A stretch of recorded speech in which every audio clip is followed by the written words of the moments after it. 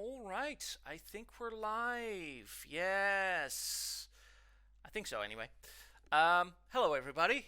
My name is Warlord Pipsqueak. Welcome to this very improvised. No, I'm not.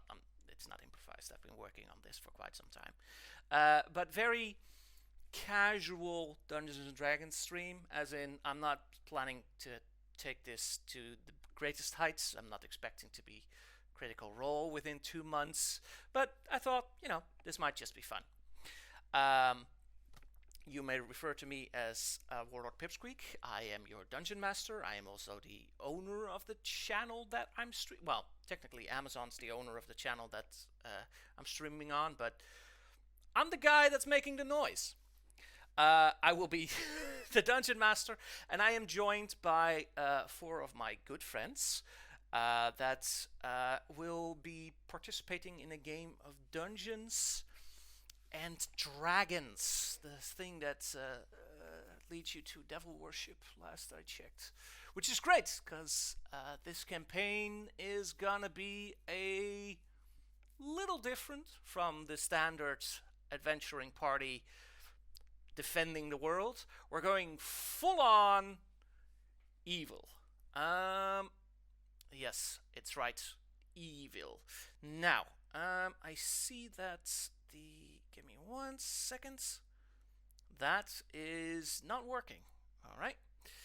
Gotta love those technical difficulties. That. Yes, where is it? Why isn't it showing up? Roll20 is not showing up. Fantastic.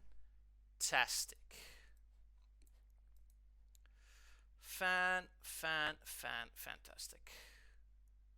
Why is it not showing up?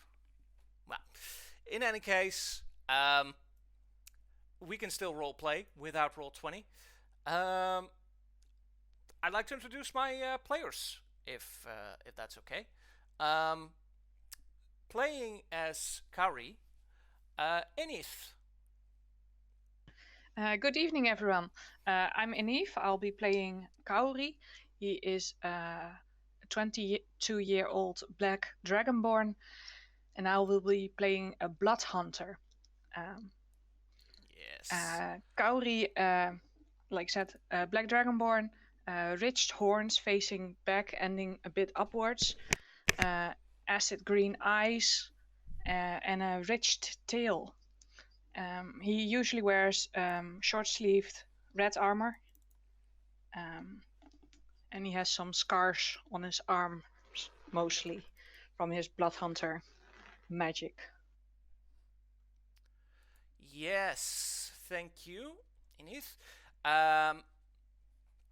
Next to Enith, we've got, and forgive me if I mispronounce this, Click, played by Sienna. Yes, hello. Yeah, so I'm playing as Click. It's actually not written Kubbelkluk as beneath my character, but it's Click. There's K's, there's L's, there is a B in there somewhere. You gotta forgive me. Yeah, so there's not many sounds in there. It's fine. I forgive you. I mean, Click can't write, so he probably won't blame you for it. All right. Or it or she. I'm not sure. Click isn't sure either. Click is an ant person. Just a giant walking ant with 4 arms, 2 giant antennas on its head, and kind of horrifying probably to look at. Little bit expressionless in the face. I mean, not many facial muscles there. And also socially quite awkward, which is not that handy considering that he's supposed to be a diplomat. He also wears a fez. They also wear a fez, which is just my favorite. Yeah. Yep. All right. Then next to Click, we've got Mirka as Reina. Yes, hello. My character is Reina. She is an Asmer of the Fallen kind. Her skin is quite pale, and her eyes are black, with her irises growing glowing white. Her hair is black as well, and she's got a silver streak to remind her of her Asmer heritage. She wears a ponytail, and her clothes are usually loose fitting. Yeah, she often wields a spear. That's about it. Cool. And then finally, but certainly not least, we've got Uslak, played by V. Hi, I'm V. I'm playing the character with the best poker face in the party. I'm Uslak. I'm a small slime who ate way too many magic items and then realized that they had a sense of self. Not knowing what to do, not knowing how to deal with that, they eventually decided, you know what, I'm gonna be an adventurer because breaking into people's homes, killing everybody, and stealing all their valuables sounds like a great old time. That's what adventurers do, right? Last I checked, yes.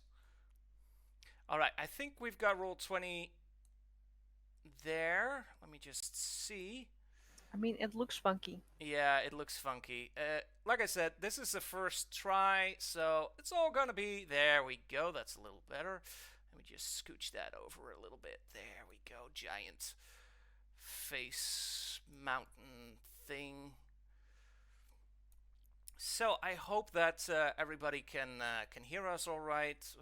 We're having a little bit of technical difficulties, as you might have noticed, but that's expected once you know do stuff like this. Let's see. This one I can delete. Okay, this one I'm also gonna delete. No, not that one. That one. And the chat box. Yeah, that should be. Oh, nope. The chat box. Yeah, nope. God damn it. So I recommend, that you can lock certain. I know. Yeah, I really Okay. should do that. I have some of them locked, but I didn't have you guys locked because there we Because go. you don't love us. Ha. So, whew, I am finally, I think, ready to begin. Oh my god. Ha. Yeah. The avatars, by the way, have been created by an artist called Suki-san, who I was a big fan of, and I commissioned for this little project. I think she did a wonderful job, and I'm especially happy with my own. So check her out. Just Suki-san. It's really is defined. I think, yeah, Mirika, I think you recommended her, if I recall. Yes. Yes. All right. Then, by all means, let us begin with our little anti-adventure. Because before these technical glitches, I was saying things like, this may not be your average D&D game. This is because our players will be playing the bad guys, the villains, the ne'er-do-wells, the guys that the good guys kill. Maybe. We'll see. Yes, we begin our tale in a nondescript fantasy world, not too unsimilar from many other fantasy worlds. Here, in this massive continent without a name, we find a large ridge of mountains known as the World Ridge Mountains. The World Ridge Mountains are home to dozens, if not hundreds, of dungeons and ancient cities and lairs, frequently pilfered by the adventuring sort. One of these mountains, for example, is the Mountain of 10,000 Demons, whereupon reside 10,000 demons. But that's not the mountain that we're talking about. See, right next door to that lies the ancient dwarven city of Karadul. Or that's what it was called by the dwarfs. Nowadays, it's been occupied by a somewhat nefarious individual and his many, many, many disposable minions, as well as our characters. Yes, the hallways of Garadul stretch deep, deep below the mountain that has recently been defaced or, spruced up a little bit with a giant skull. No, deep beneath this mountain there are winding passages filled with all manner of monstrosities that the current owner doesn't necessarily control, but is fine with leaving them there just in case that, a band of adventurers tries to burst in. Here, deep, deep below the earth, in ancient halls long forgotten, filled with dusty dwarven skeletons and creepy crawlies, we find ourselves a room of highly decorated stone, a pair of dusty doors half opened, and in this room, without any kind of light except maybe a few luminescent mushrooms, we find movement, life, question mark. A slowly moving greenish slime moves into our view. It has no senses whatsoever. The world doesn't really exist outside of whatever's touching it. It's been here for unknown amount of time. It can barely be considered alive. Then we see another, and another, just casually, I wouldn't say walking, more like slithering across the paved floor of the room. One crawls into a rib cage, slithers or gloops into the rib cage of an ancient skeleton with a horned helmet and a very dusty beard. And then we see a slime a little bit different from everybody else move into the room. Islak, this is the room where you first gained sentience, a room that you share with many other slimes. This is the room that you call home, and that for a long time you did not realize was anything outside of it. In fact, it's still pretty hard for you to imagine that there's a world outside of the 60 feet that you can perceive. But you've had some experiences. You've eaten some people. You have vibrated your membrane just a little bit just to make a noise and talk to people. Yes, adventuring. So, how do you plan to adventure? That's a good question.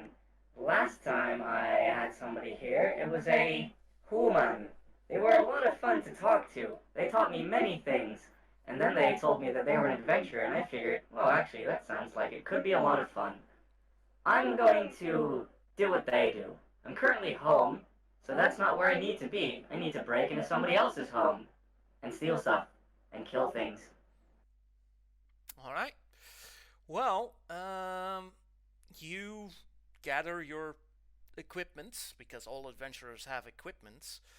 And what kind of equipment are you, quote unquote, equipped with, Uslak? Well, that's pretty simple. Every adventurer worth their salt has a sword and a board, I am told. So, I have a pointy stick that I attack with, and I have something that blocks incoming attacks with. As for the attacking part, that is a sword, but, well, considering my stature, a tiny sword would just look like a toothpick. Now, I'm using a greatsword, and I have no idea how this thing works. I'm just going to move it in the direction of whatever needs to die, and hope that it does the job. Aside from that, I've got a nice big shield that'll hopefully tank some damage, and then, of course, every adventurer needs to have a helmet of some kind, and it won't stay put on top of me, but I keep it afloat nicely near the top of me. I think it looks nice. The horns poke out. It does look rather fantastic, to be honest. Yeah, you wrap a part of your body around your sword, and you wrap a part of your body around a shield, and with your sword raised up in the sky, you set out to adventure. I would like you to make a dexterity save, if that's okay. Oh no.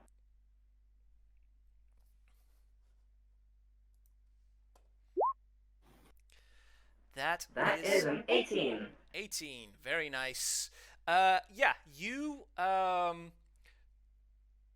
sense, because you're not really hearing, you sense above you suddenly that the ceiling caves in, and large chunks of stone come falling down, landing in some of the other slimes that are around. Most of the slimes don't really care, they just kind of ooze around it.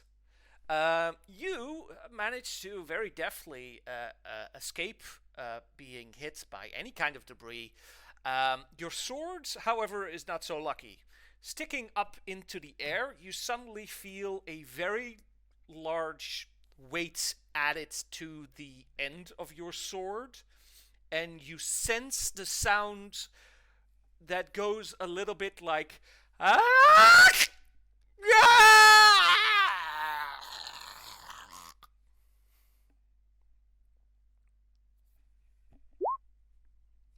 Well, that is strange.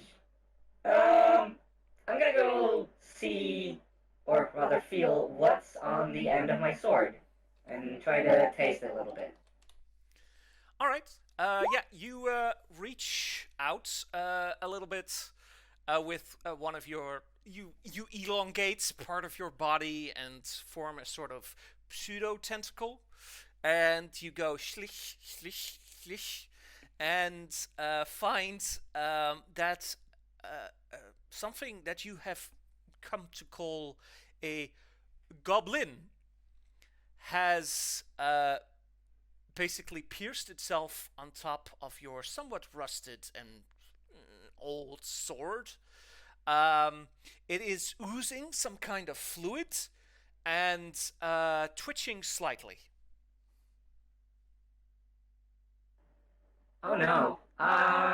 The fluid is now pouring onto your membrane.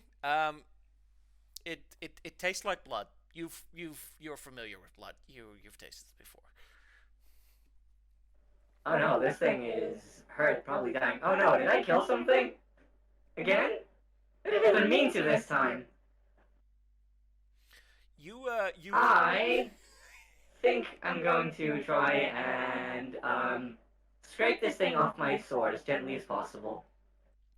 Yeah, you basically you wipe your sword to like a jutting out rock on the floor, and it's not easy. Your sword is very like old and very serrated with like a bunch of like scraps, so it's kind of pools at the flesh of the goblin. From above you, you hear some sort of noise. It sounds like a voice. I don't think you... Do you speak Goblin, Islak? No, you do not. So yeah, a voice goes...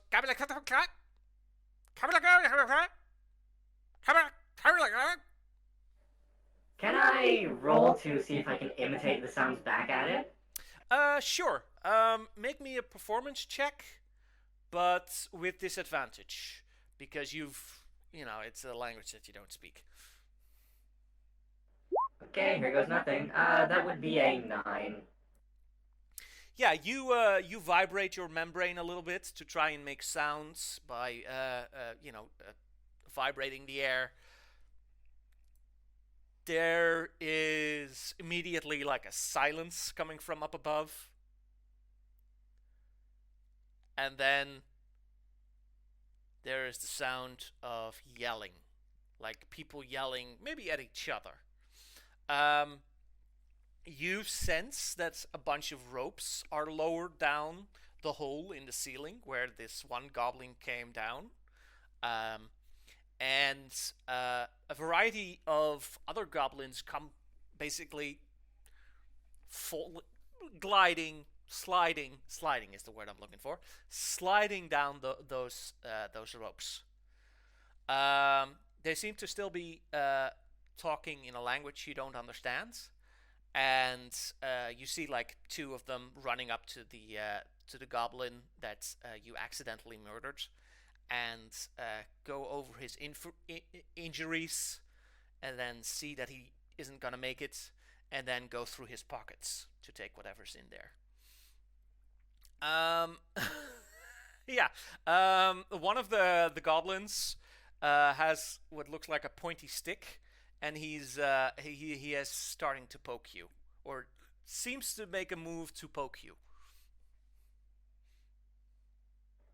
Well, I don't exactly know what it's doing yet, so I'm going to just let it poke me. However, if I feel like it hurts, I'm going to take the pokey thing away from him.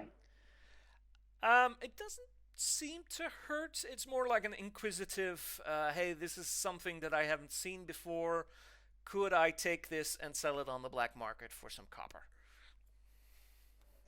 I want to gently whack it with my sword to discourage it from doing it again. Okay. Give me just a standard attack. Go ahead.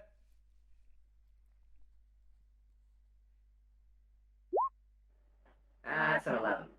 That's an 11. That's still going to be enough because it's a dumb unarmored goblin, stupid face, and yeah, you hit it with enough. Basically, you reach out with your broadsword or your greatsword, and basically, literally, you chop about half of it in half. Like, your sword gets stuck somewhere in the middle. The goblin with the pokey stick looks at you confused, and then dies. Oh no, I'm going to let it slide off my sword, and then I'm going to try addressing these things in common. Alright. I am sorry. I only want to adventure. There is the deepest silence coming from the remaining, like, 3 or 4 goblins. And they look at you, and they look at each other,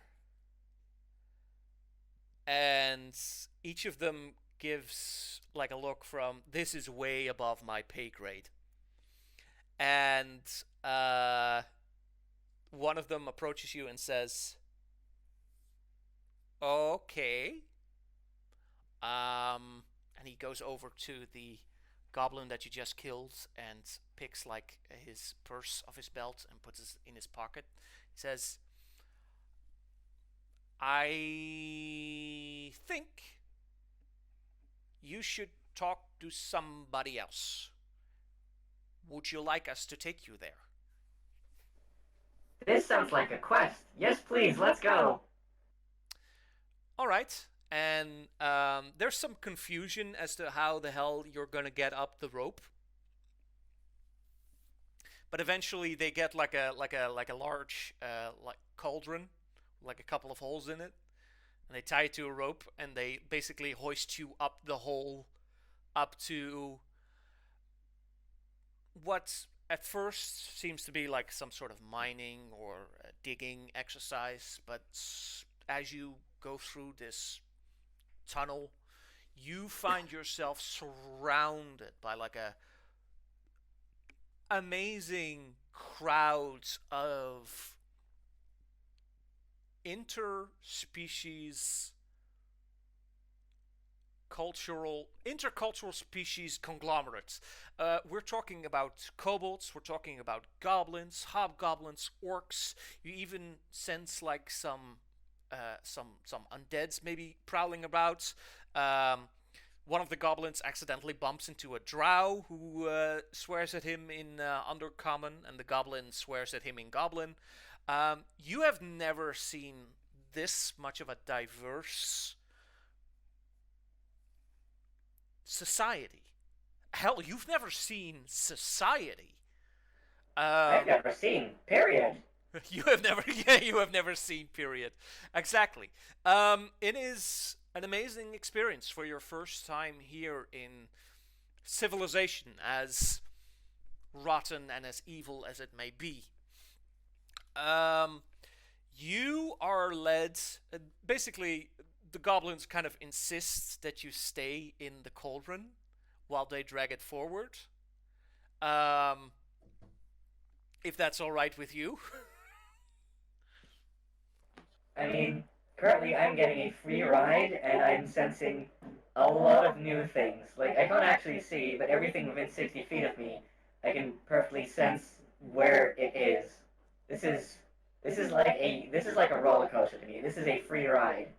It is 100% a free ride. You are dragged to a large squarish building in the middle of a large cave. And when I say squarish, it is like a cube made out of solid stone.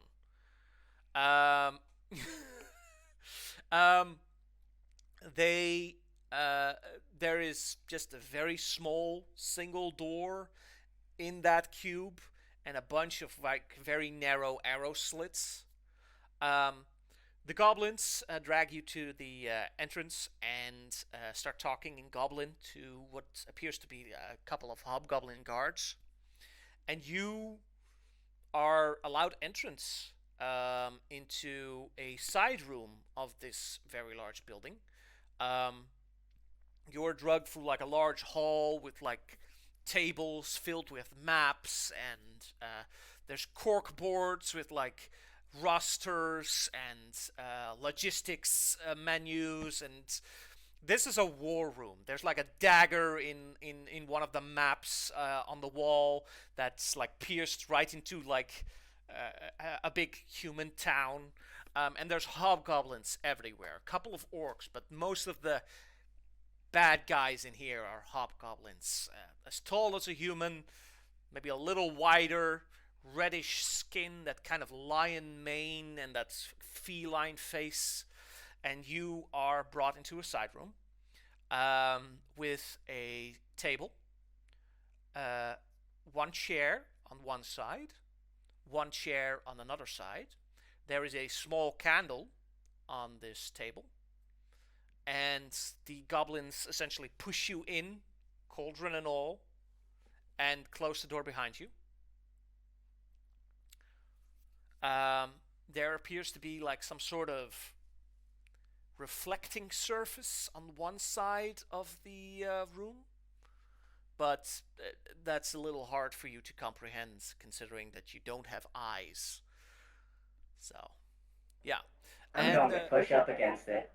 You push up against it, and it is a very smooth like surface. You can definitely you don't, because of your senses, you can't see through this two-side mirror, one-sided window, like the mirror, the reflective surface. But you don't need to, because you can sense that there's like a bunch of hobgoblins behind the glass staring at you. And the moment that you press yourself against the glass, you sense that they kind of like, whoa! Eventually, after like 10 minutes, the door opens, and a large, ferocious appearing hobgoblin walks in. He's got an eye patch, big pauldrons with horns on it, a big big red cape flowing behind him, that feline face just covered in scars. And he says, "Sit down," and he motions to one of the chairs.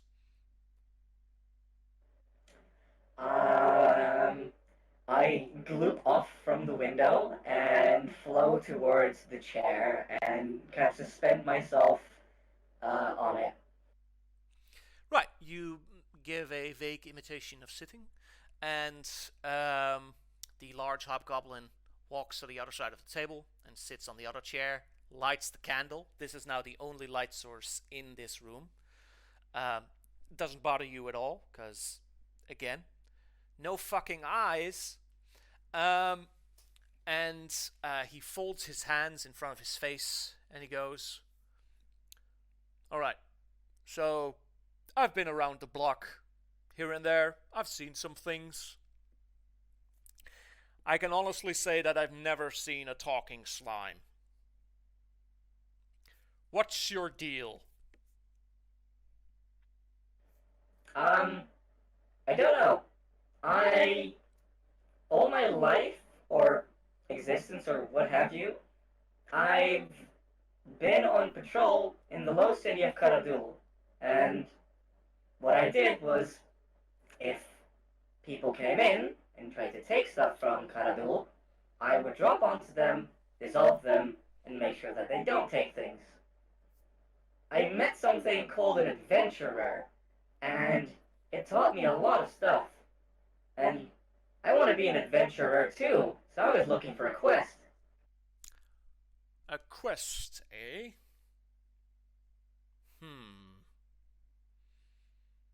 I heard that you've killed a couple of goblins already. Oh, sorry, I didn't mean to. No, that's fine, that's was fine. that rude? It's fine. I don't care. Well, about the goblins, anyway.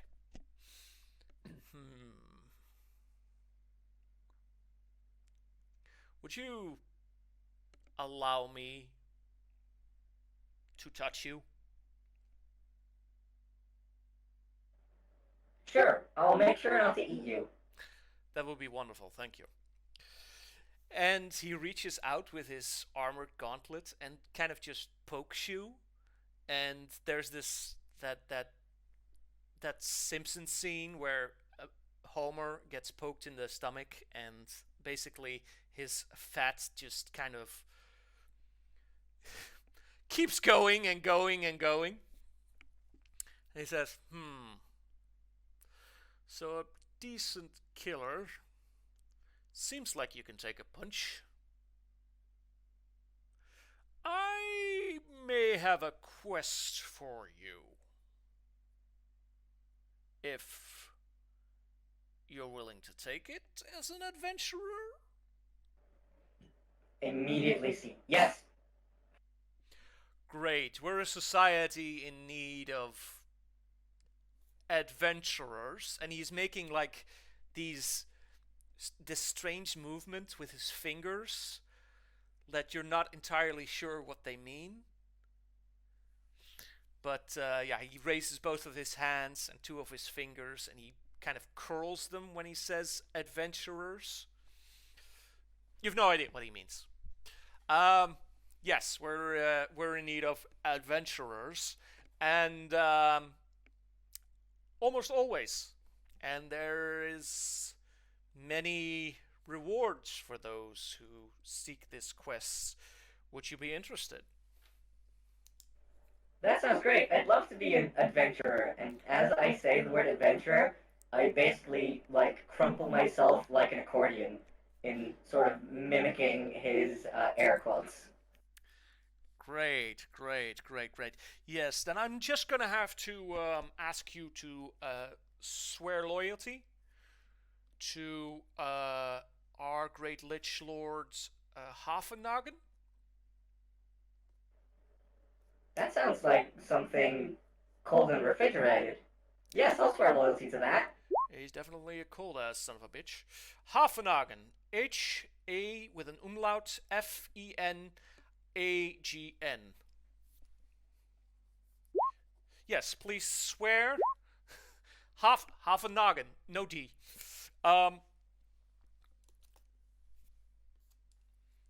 Yes, Lich Lord I swear Hafenhagen, Hafenhagen. that you will serve until all perpetuity in his forces as a adventurer. Sure, as long as I keep getting quests. Yes, yes, you will definitely get quests. All right. He goes with you through like the contract. He asks you to sign it. How do you sign this little contract that he pushes in front of you? So, what do you want me to do here exactly, mister? Basically, oh, God, even a goblin understands how to sign something, usually with his feces, but I need you to make a mark on this paper right here. That's basically your personal mark. That is that says that you agree with everything that I just asked of you. Oh, okay. What Islam is going to do is basically like slam his head against the contract and dissolve bits of paper away so that the shape of his name appears where it needs to be. Right. I guess that'll work. Yeah. Congratulations, son. Daughter. Congratulations, Pudding. You're in the army now. Oh And boy, I heard an army is something you don't get to be a part of until you're an extremely seasoned adventurer. I must be doing great. yes. Yes. And there's like a yes, yes, and slowly the camera fades out and we move on to a different character. Namely, I would like to move on to Kauri. Yes. Kauri, you find yourself in the laboratory of Felice. um, yeah, in the laboratory of Felice, the apprentice of the great Lich Lord Havenhagen. Felice is currently not in the lab herself, which means that you're essentially allowed to just work on your own stuff. What's Kauri working on? Kauri has a notebook open, and he's basically trying to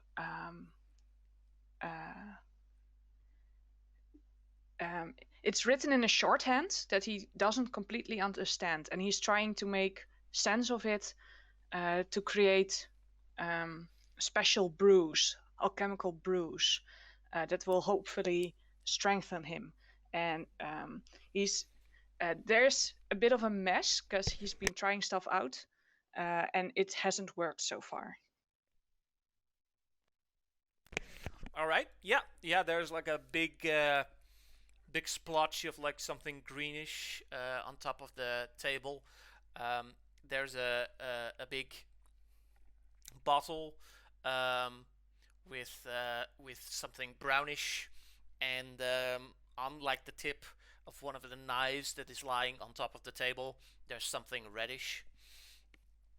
Yeah, you're flipping through this book. This laboratory, by the way, is one of the most well-equipped laboratories that you've seen in years. Like, it is not large, but there is just pipes and glass tubes flowing liquids everywhere. There's a large furnace for when something needs to get really hot.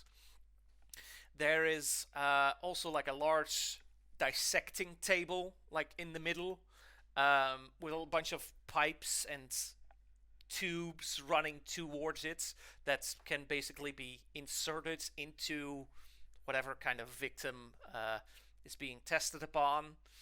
There's a massive chalkboard with a bunch of arcane scribbling from Felice. And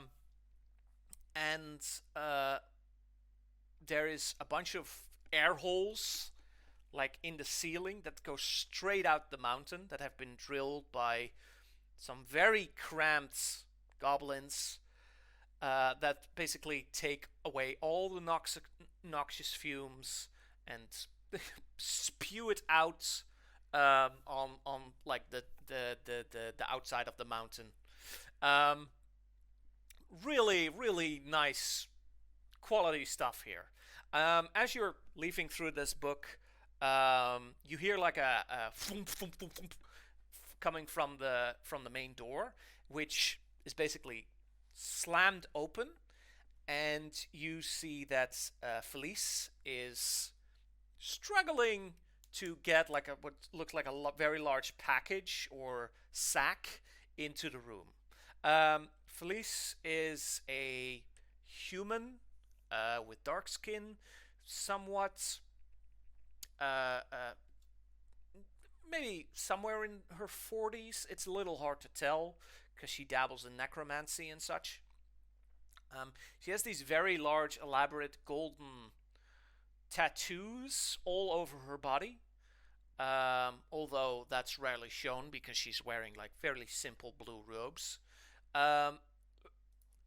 These tattoos aren't really tattoos, but basically it looks like somebody basically carved it into her skin and then just poured molten gold in it. She has very pale irises, which makes it look like she has none. They blend in with like the whites of her eyes, which gives her like an almost deranged look sometimes, with only having those, her small pupils. But you found Felice to be a very, calming, casual, friendly presence, if maybe a little distant on some of her subjects.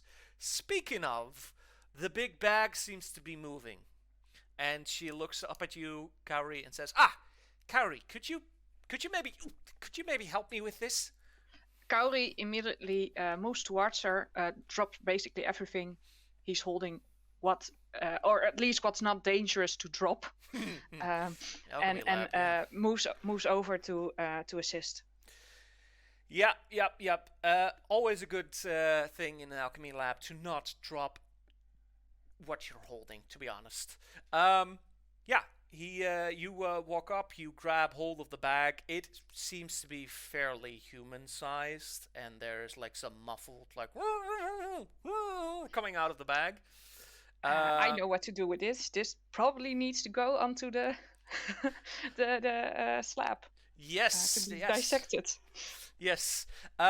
You and Felice drag the bag, the subject, up to the slab and basically lift it up and slam it down, maybe a little harder than needs to be.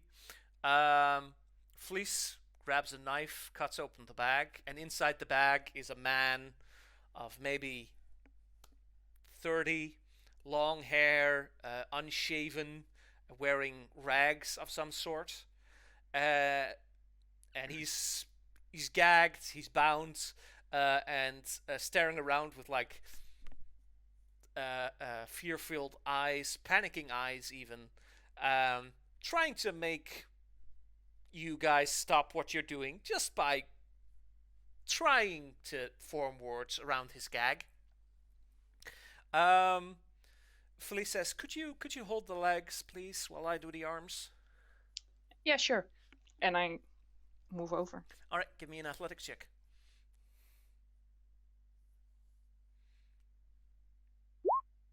Oh, natural 20. That's a nice start. That is a nice start. Yeah, you grab both its ankles and just yoink them apart, ripping the ropes with which he was tied, and slam his ankles just in the manacles of the slab. No problem. This guy is extremely malnourished. He doesn't look like he's had like a good day of solid food and a good night's sleep for quite some time. Felice then proceeds to do his hands and take out his gag. And the man immediately starts to scream, "Please, please, please, please, please! You can let me go. I swear, I'm a very rich person. I can reward you." And Felice then puts her hand over his mouth and says, "Could you maybe get me the wooden gag?" Yeah, I get it. I probably know which one that is and where it is. Yeah. Because it's used a lot. Yeah. You hand her like a big chunk of wood with like leather straps around it. There's a bunch of bite marks in it, and Felice kind of wrestles it in the mouth and says, "There we go. That's better." The cloth one wasn't gonna do it, of course. He was gonna bite right through that. Okay. This has been something of a task. Let me tell you. I went to the slave market to try and find somebody remotely healthy for a reasonable price. This inflation is killing the slave economy. Like, it is almost impossible to find something for a reasonable price nowadays. That's horrible. I know, it's terrifying. Could you hand me the acid syringe? Yeah, sure. She takes the acid syringe from you and just kind of stabs it into the man's skull and says, "Okay, so first of all, we need to remove or disable the prefrontal cortex." So she basically jams it into like his forehead and just squirts a bunch of hydrochloric acid, Jeffrey Dahmer style, right into his brain. The man immediately starts like fuming, as in like there's literal foam coming out of his mouth. He's twitching a lot more than he previously was, but no longer in like an effort to escape, but more in, oh, half my brain is being burned away kind of deal. This process keeps going. There's a bunch of like injections that are being done, not just in the brain, but in like large muscle masses.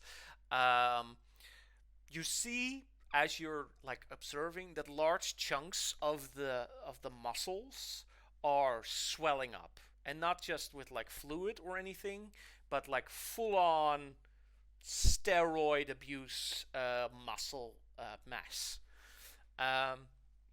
Felice is taking notes and says, "So, what have you been doing while I was gone?" Well, I've been trying to get a potion going that I've read about in my journal, and it's not going. It's supposed to make you smarter, but it just gives me a headache for now. Oh, that's a shame. Oh, wait. Oh, that's new. And she looks at the subject. Says, "Bleeding from the nostrils. That is new." Yeah. Well, sorry to hear that, Curry. But you know, sometimes not everything works out. But even in failure, we find some semblance of a result, right? I mean, this subject, for example, is about to expire, but the muscle growth that I've been able to attain with my new formulas has drastically increased. So now I know. It does look very good. Yes. It does look very good. So increased muscle mass, but also death. So, you know, we're noting that down as a potential success. Definitely a result.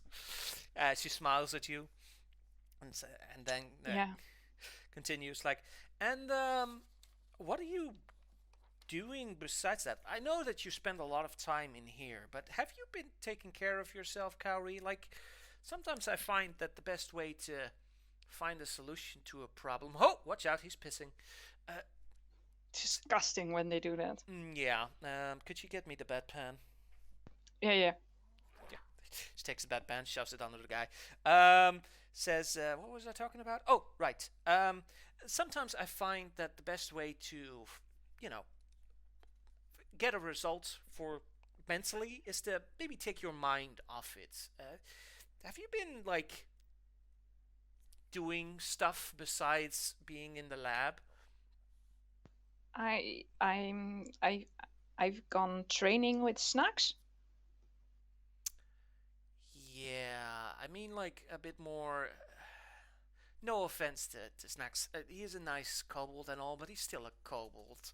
Have you been taking in, maybe meeting with some other Dragonborn or something? They've got Dragonborn have like their own culture. Have you been I've taking I that in? I know don't that you know didn't really. much. I don't know much about that. Okay, well, Um, I mean, uh, why don't you ask Ilros nope. if they would introduce you to some of the other Dragonborn. Two of you seem to have a lot in common. Well, yeah, but I've been busy. I have a lot to do, and I really want to get my solution right. And I really feel that I'm close, and I don't want to, you know, do get away from that and maybe lose my train of thought and stuff. All right. Well, I get it. I've been a big worker as well, but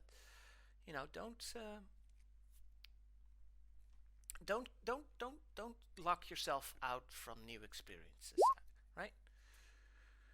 So yeah, do, do, do think about what I just said with the whole meeting other people, so to speak. I hate to see you just waste away your time here or on the battlefield or in the training field when there's just cultural activities for you to be done out there. Maybe I'll check it out tonight or maybe tomorrow. Yeah, I hear that some of the Dragonborns are going dancing. I don't really dance because I don't have the rhythm for it, but some nice music, maybe a drink. Be a normal person out there. Oh, he's expiring. There we go. Heart stopped. Yep. I must say that was a bit longer than I expected from when the blood started. Yeah, definitely a good result. Definitely a good result. Anyway, I'll take note of this. And you were working. Have you tried looking through the Librarium of Evil by any chance to see if you could find some extra information on what you're working on? Yes, but I haven't found anything that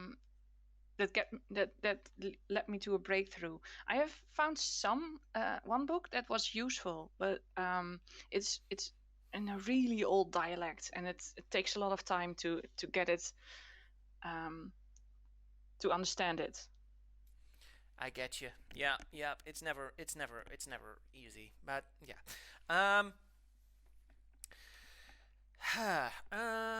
Well, I think I'm done here for today. I'll have some of the kobolds clean this up. Yeah, I do think you should maybe consider maybe doing something else instead of focusing entirely on the potion. Why don't you go see if Warlord Kern has anything for you to do? Then that's a good idea. While yeah. the kobolds are cleaning this up, I'll go do that. I'll find him. All right, good. He's probably in the war room. That's where he always is. So. Yeah, that's the fastest way to find him. Good man, but a little bit of a workaholic. A little bit like you, I suppose. I mean, aren't we all a bit? Me? No, I have I have a very strict schedule of work and play. Like tonight I have a date and I'm going out for drinks and everything. So, yeah. Just a one night stand.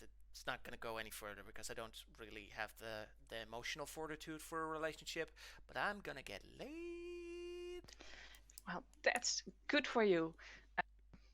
And have fun. Do you need anything from me here, or? I mean, Kari, your companionship is, all I really need, and occasionally like an extra hand here and there. But I just enjoy having you around. I enjoy working with you as well. Great. Yeah. Oh God, he's leaking. Yeah, we definitely need to get some kobolds in here to clean this up. All right. I'll go get them. Yeah. You run out the lab, and there's like a pack of kobolds with like mops and buckets already waiting outside. You shoo them in, and you make your way to the war room, or the war cube. We'll come back to you in a second, but I now want to jump over to a different character, namely Reyna. Reyna, you find yourself in the dungeon. The dungeon is basically where everybody who needs to be alive but isn't on friendly terms with the great necromancer stays. It is a miserable, wretched place filled with half-starved forces of good. Footmen, archers, whatsoever. The dungeon also holds the torture chambers. I should put an S after that. Chambers, because there's a massive network of torture chambers where basically 24/7 non-stop torturing takes place. Partially to gain things like tactical information, but also because, we're the bad guys and the screams of the tortured are kind of sort of part of the ambiance around here, so we can't not have them. Sounds about right. Yeah. You have been called in by a kobold by the name of Frix. Frix is the torture master here. He oversees all tortures. He's very creative and passionate about his job. And he is also, I want to say, about in his 40s, which for a kobold means that he's practically ancient. Mm-hmm. Frix meets you at the gateway to the dungeons. You see he's like bent forwards, his skin pulled tight against his meager frame. Not because he's like starved or anything, but when you're a bad guy, there's again a certain aesthetic that you have to undergo. He has a very long beard, which is interesting for a kobold, and he walks with like a very crooked cane. Practical. Yeah. He greets you and says, Reyna, there you are. Hey, Frix. Good to see you. I brought you here because we have a little bit of an issue. We thought you might be able to help us. You see, about, I want to say 3 weeks ago, we caught a paladin of Bahamut, and she's been stubborn, I want to say. She's been very much resisting in all our tortures. That's paladins. Yeah, that is paladins, sadly. So we were wondering if you could maybe like lend us some of that stuff that you do. When you talk to people all nice, and then they trust you, and then they tell you whatever you want. You could maybe play. I'll play bad guard. You play good guard, so to speak. We can try. All right, then follow me, and he leads you through the dungeon to through one of the torture chambers. As we walk, I do ask, like, what kind of information do you want from them? Oh, honestly, whatever they have. There's all the forces of good are always planning something. After all, usually more of a reactionary the forces of good, but paladins have a tendency to also seek out evil. So, yeah, basically, we want to know if they're planning anything, and honestly, how to get their armor off. Yeah, it's some sort of magical armor, and some Oh, of the okay. orcs want it. So they've been kind of pushing me around. I'm just a humble kobold after all.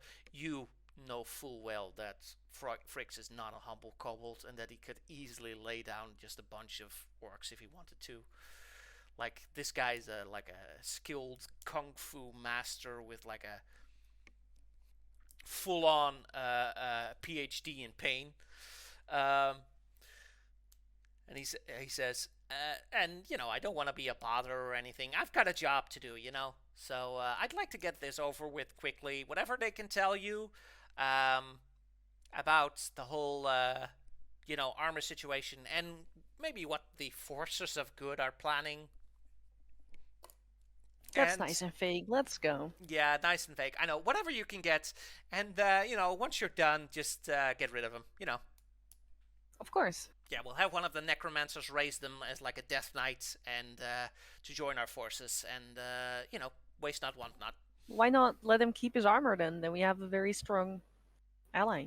Oh, it's way too shiny for a death knight. So we're just gonna take like a bunch of like blackened iron and just kind of tape that to his body. Maybe put on some spikes, give him a horned helmet. Standard stuff. All right, fair. You're led into a room in which, very dimly lit by just a couple of torches, there is one of those racks. One of those things that are used to pull people apart. And on that rack lies, a fully armored, somewhat bloody-looking individual. Frick says, well, you, in like a very theatrical voice, you begged us to bring you here.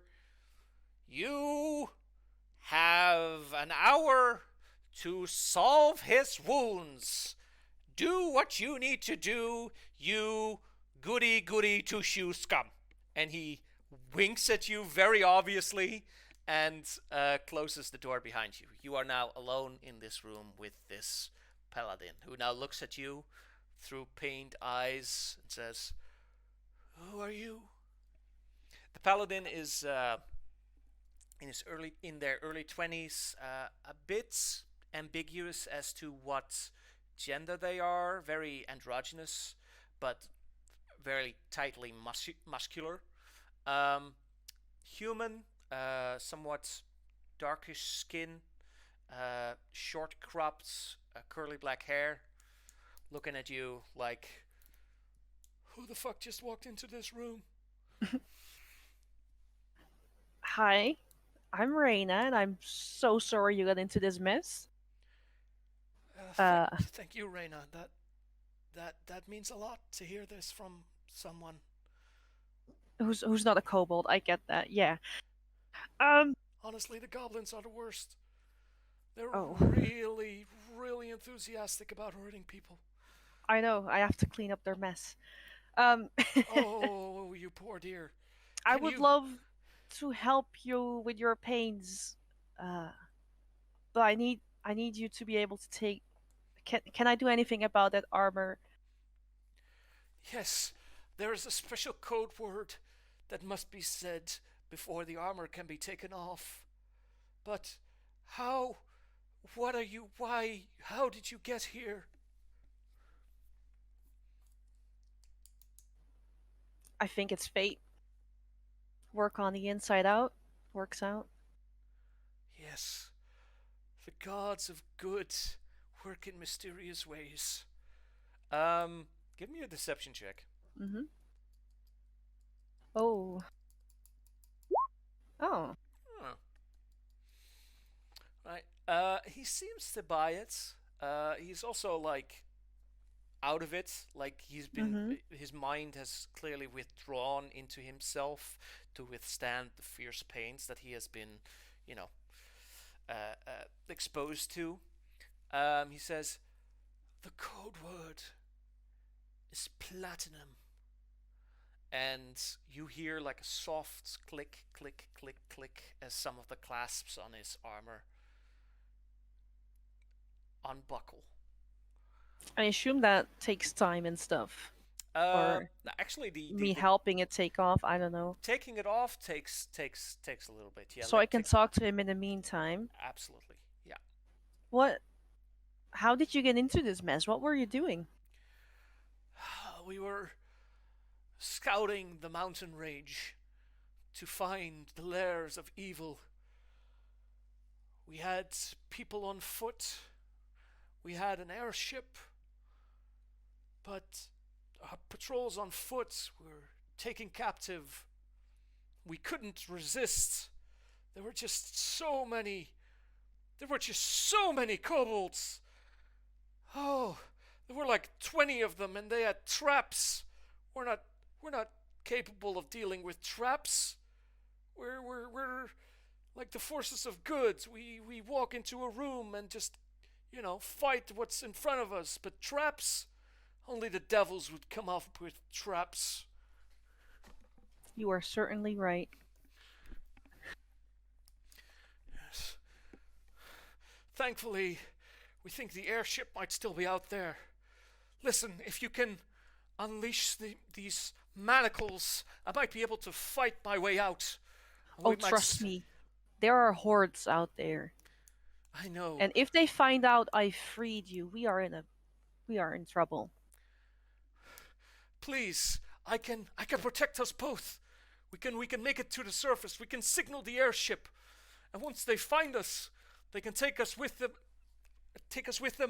and we can sail out of here. If the outdoor evil already overwhelmed you?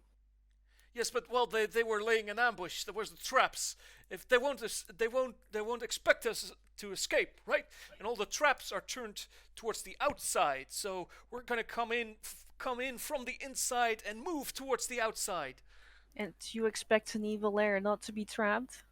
Oh, I fully expect it, but all the traps are pointing towards where we need to go, so the traps are gonna miss us. Please, unchain me. Please, it hurts so much.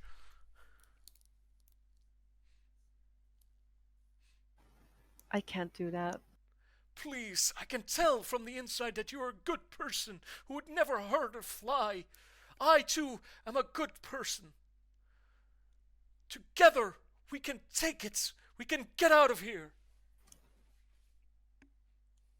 Perhaps we should magically contact the airship. What does it look like?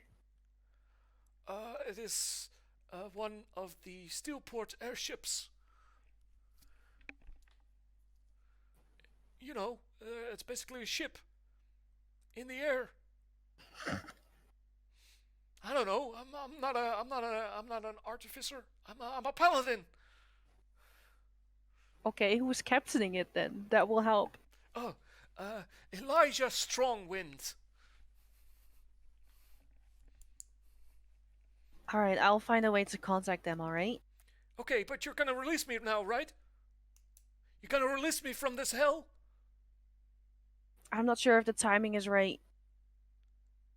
What do you mean timing? Now is the time. There's nobody here.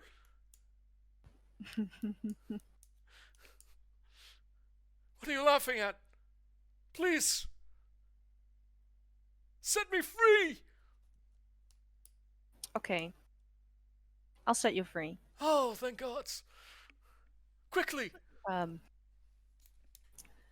As I say that, Mm-hmm. I start casting a cantrip, Mm-hmm. which is called Mind Sliver. Mm-hmm. It attacks him psychically. Mm-hmm. Yeah, he was at death's door. Basically, like a sliver of magic goes into the side of his head. Yeah. Yeah. You do a little cast, He looks like expectantly, like you're gonna cast like a sort of, lock picking spell of some sort. But Like no, knock, but for yeah, knock, locks. but for locks, yeah. But no, you blast a spear of mental energy right into his brain and just fucking fry him from the inside out. He is dead before his head hits the table. He wasn't. He was pretty close to death's door. Makes it easier for me. Yeah. You kill him. You kill this man good. It's alright, he's in heaven now. He's definitely in heaven. He's a good boy.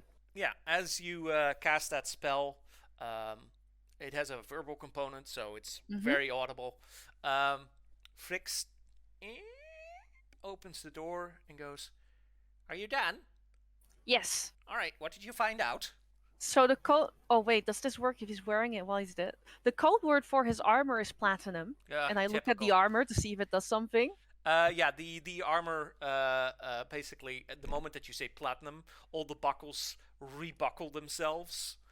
So yeah, if we just say platinum, it will drop off again, and it does as I. Yeah. Fucking typical. Of course, the code name would be Platinum, considering that he's a paladin of the Platinum Dragon. Oh. Yeah. Like, Seems about right. I mean, the forces of good were never said to be intelligent. Alright, fine. Great. Anything else? Yeah, I believe that we've gotten their scouts that are on foot, but they still have an airship out from Steelport, and it's captained by Elijah Strongwind. Elijah Strongwind. Well, the name doesn't ring any bells, but an airship we did not know. All right, let's get this information to Warlord Kern. Would you be so kind and to deliver this to Warlord Kern? Sure. All right. Thank you so much, Reyna. You once again have been a great help. I see that you've already taken care of him. I'll get some of the kobolds in here to clean this mess up. Alrighty. Right. You head towards the war room as well. And then as the camera fades out, we move across the winding hallways to a door, a large gate that guards a large chunk of this inner lair from the outside. On the outside, there is snow-swept mountain peaks and chilly air and apparently an airship. But on the inside, there is a group of goblin guardsmen just standing around, loafing, if you will. A large, fat hobgoblin seems to be their manager or captain. And approaching this door in a little bit of an indignant fury, we have Clip Click. Hello. Clip Click. You are walking towards your arch enemy, Bono. Bono has been shirking on his duty again. And nobody has called him out on it. Seems like somebody has to. Bono, what the hell is this? Why are you lazing off again? You have one duty. It's not even that hard. Oh, hello, Clip Click. You only have to watch and open doors. I can watch the door from here. He's lying on like what looks like a very cheaply made pillow, but it's very big. There's like a little bit of straw sticking out of it. He is bordering on morbidly obese. Look at you. You're a mess, Bono. Ladies seem to like it. And he licks his finger and then strokes it across his eyebrow. Besides, this door doesn't open that often. I can just, stay here, and when somebody wants to come through, they'll knock. And what do you do then? You don't even open it for him. I don't have to. I've got 3 guys who will open the door. And, I can focus on other things. And he pulls out like a lute. And he starts So to if, bling, bling, if bling, those bling, guys bling, are here, what are you here for? bling, bling. If you're not even opening the door. You are the most inefficient being I have ever met. Hey. I'm supervising, alright? Bling, bling, bling, bling, bling, bling, bling. That's an important job. Bling, bling, bling, bling. I get paid. Well, no, I don't get paid. Nobody gets paid around here. But I get rewarded quite handsomely. I can't believe this. How could your boss allow this to happen? It's called How could he allow you to seniority. exist? It's called seniority, alright? If you've been here as long as I have, and you've survived as long as I have, which is very important, well, then eventually they put you in a spot where you, could supervise. Bling, bling, bling, bling, bling, bling. This seems like a highly inefficient waste of resources. Not my call to make. What was your name again? Clubbuckluck? It's clip click. Yeah, whatever. At the very least, you Bling, could bling, bling, bling. you could remember that.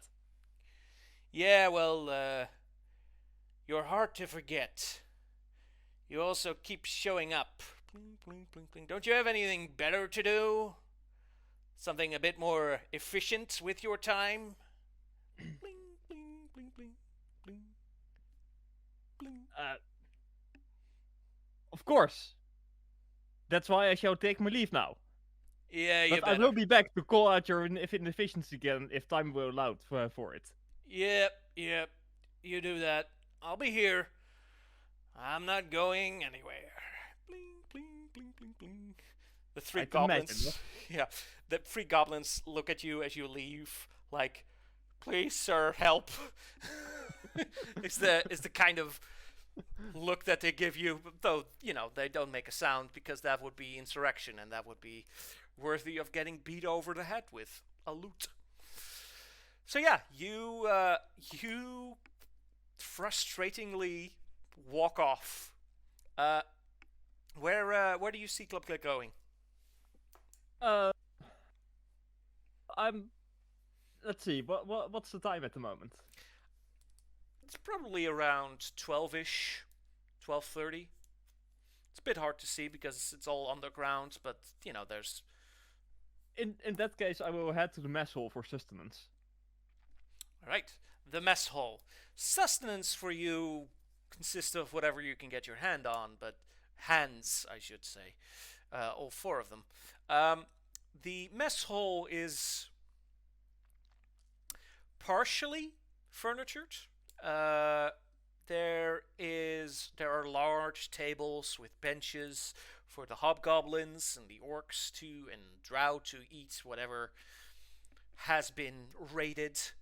But the goblins and the kobolds, they eat on the ground, which is fine because they're goblins and kobolds, so nobody really cares about the goblins and kobolds, not even the goblins and kobolds.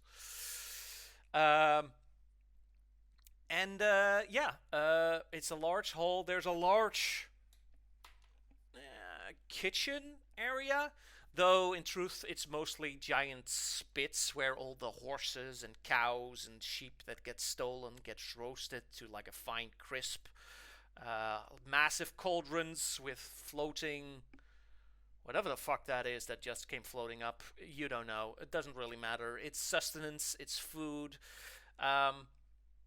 It'll keep you going during wartime, and every bit of the animal or whatever is taken in is used here. I offer a sigh of relief. It does me a lot of good to see efficiency again after meeting Bono. All right.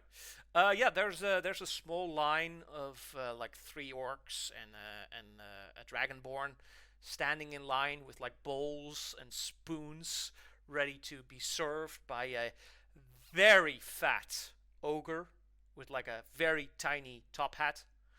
Um, Not a top hat, sorry, chef's hat. You know, one of those white Yep. chef's hat. Yeah. You see that as the ogre moves around very painfully with a large wooden spoon. He scoops up some of the whatever the fuck is floating in those cauldrons and is dumping it in the bowls of the people in line.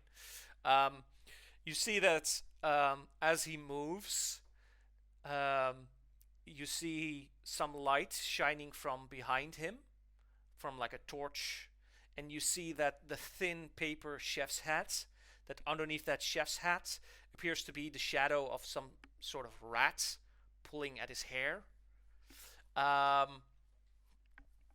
And yeah, he's scooping up. This is Gorblack the ogre, and he is scooping up just quote unquote lunch. Yep. I will get myself a bowl and some utensils, and I will stand perfectly in line, probably a little bit too close for comfort for the person that's standing in front of me. Yeah, you're standing behind. Not to waste space. Yeah, you're standing behind the dragonborn. You literally shuffle behind him way too close, and he like turns around and goes, could you maybe give me a Hello. little? Yeah, hi. Could you maybe give me a little space? Your antenna are touching me. This seems like a perfectly reasonable distance to stand. Yeah, I am an oxygen breathing organism, so I'm gonna need a little bit more space than this. I can literally feel your antenna in my ears. Yeah, no, there they go. Yep, they're in my ears now. Why are you sticking your antenna in my ears? I am not doing this on purpose. You are just a little bit too tall. Right. It would be more efficient if you were at the exact same height as me. That maybe so. Or, and I'm just spitballing here, you could take a step back. That would be a waste of space. Listen, Ant-Man, you gotta take a step back, alright? You're standing almost on my tail. Oh wait, you have a tail. I Yeah. watch down. And I take a little bit more space. Like a few centimeters worth. Good for nothing, fucking Ant-Man. And he turns around back to the line because he's now up.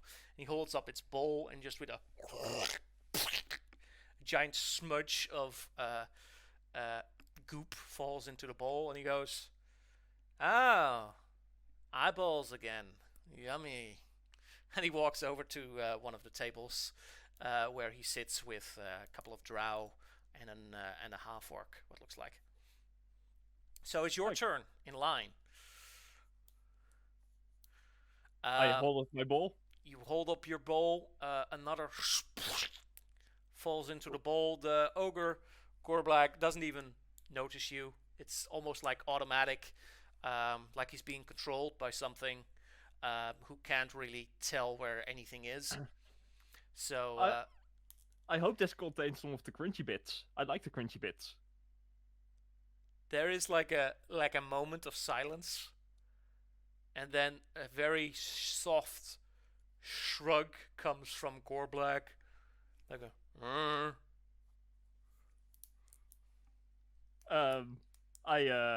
I move out of line and go find a place to eat. All right, where are you gonna sit? Like, it's lunchtime, and more people are gonna come crowding in, so you're gonna need a spot. Well, obviously, I will move to the closest spot that's available to me. All right, yeah, you literally take like 2 steps and go and sit in between like 2 orcs. They look at you, and then they take their bowl, and then they get up and go and sit somewhere else.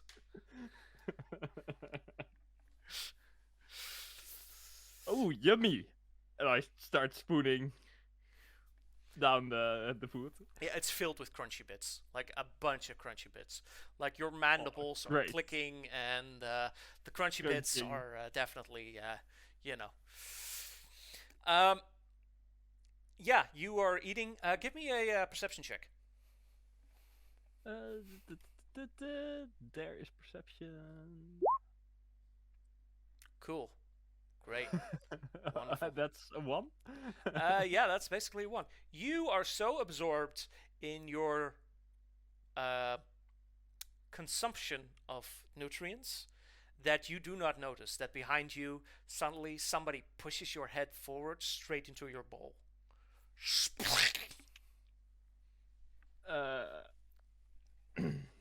Okay. I look around. I look back. The sound of laughter echoes behind you, and you see like a drow and two hobgoblins standing there, just laughing in your face. I look at them questioningly. What is happening here?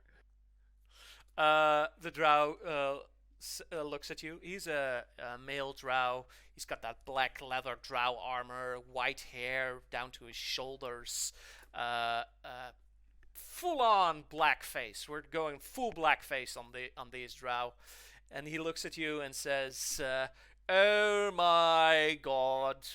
And he glances at his compatriots at his side. The fucking thing doesn't even realize what's happening. What is happening then? Could you explain that to me? There's more laughter.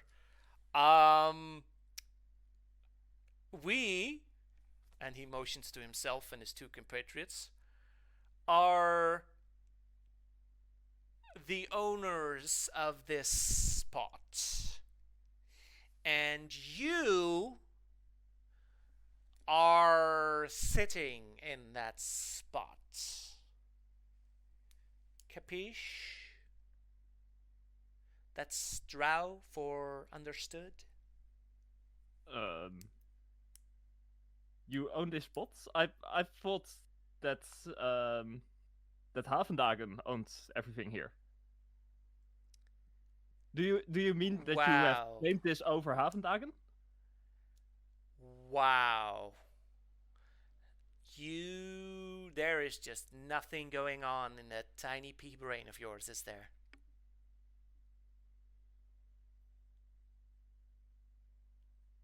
I just wait for him to continue, because that sentence did not make any sense. Hello? Anybody home? Yes, hello? I said that you were dumb. That seems like a rather rude insult. Oh my god. Oh my god. Guys, help me out here. What am I doing wrong? He doesn't seem to get it. Why would you be insulting me? I am here in an official position as an emissary of the Baron Hill Hive. Because you're a fucking bug! Look at you! I look at me. What do you see? I think I see some black carapace. Yeah. Reddish. Yeah, you reddish black carapace. You're seeing most of yourself. You see a fully capable body, more than capable of work, flexible hands, digits. Everything seems to be in proper working order. Yeah, nothing wrong with it. I look at him. It seems to me that my form is superior to yours. It's way more efficient. Are you calling me ugly? You, of all, I hazard to say people. No, I am calling you inefficient. You are wasting time here. He just stares at you. And then he says, "You know what? I am wasting time here. I don't want to deal with this." And he walks away. His two hobgoblins compatriots also, give you a glance of "this ain't over, bub," and leave you alone. You have, I wouldn't say outsmarted them, but you've definitely outconversed them. You have another diplomatic victory. Yes, another diplomatic victory. You consume the rest of your food. You carefully make sure to eat everything that is on your face, because we wouldn't want any of that to go to waste. No, definitely not. It is slowly but surely becoming time for you to report in to Warlord Kern. Well, I stand up, I turn around, and I start walking in a very even pace, perfect steps, towards Warlord Kern. Alright, you head towards the War Cube. We're gonna take a quick break here, a bio break, 5 to 10 minutes, and then we'll be back where everybody meets up at the War Cube. Be back in a bit.